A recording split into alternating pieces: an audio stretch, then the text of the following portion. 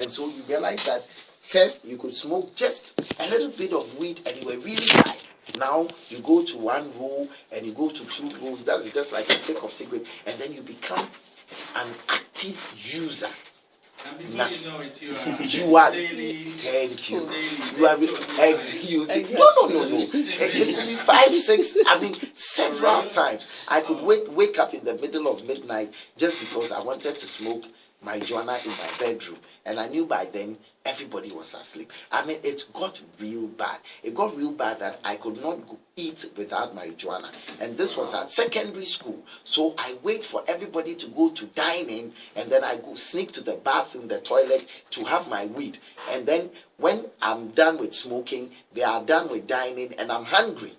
You see, and these are all health issues. And so I kept smoking all the way till I got to the university. By God's grace, I was able to come out well. I mean, academically, I did very well. I majored in English. I told you I have this appetite for reading. So I had a Dean's Award in the second year for English, for classics, and for history. And then I came out with a first class in English and a diploma in education. I should have become a teaching assistant. But by then, the whole university knew I was a weed smoker. And so to run away from the stigma that was attached to the fact that this guy is a cracker, and there are many people who, listening to my voice now, will tell you the same thing.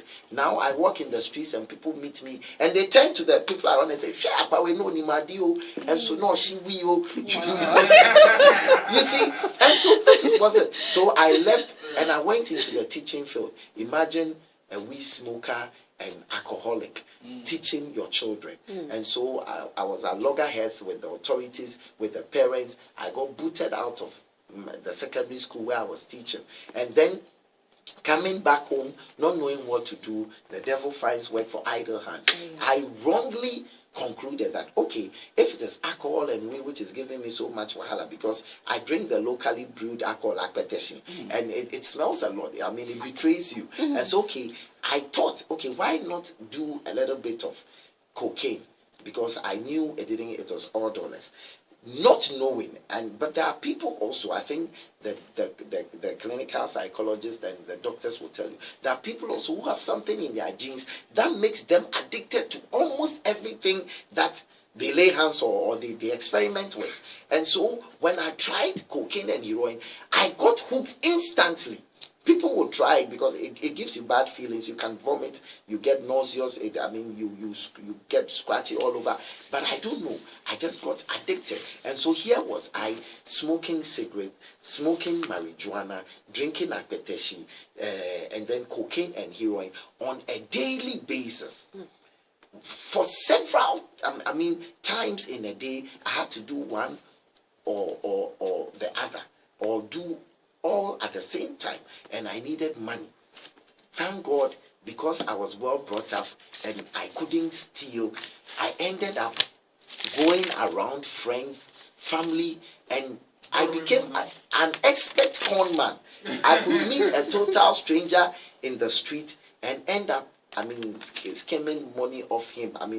Telling him tales to make him part with his money. And to tell you the truth, this has cost me very, very, very cherished relationship, friendships, because there are friends I've deceived so much that now, even though I am, as you can see, well rehabilitated, they would prefer to keep me at arm's length. You understand? And this is what it is. I'm bringing the face to the issue. This is me, and I represent thousands, if not millions, of the youth of the Ghanaian populace who find themselves caught in this vicious cycle of addiction, of despondency. And these are the people we are talking about and trying to formulate policies about. How do we get them involved? Do we look at the background? Do we look at why people get addicted to drugs? Drug use is not as criminal as even those taking bribes in the high places of office. They scheme the nation of millions of dollars, and they get let off the hook because they can hire the most erudite lawyers. And the drug addict is just that innocent, helpless teen or adult who gets himself involved into a behavior. An addict, he gets himself involved in something that becomes an addiction, and then becomes helpless to come out. Because the moment you get addicted, it takes a lot of outside help. Yeah.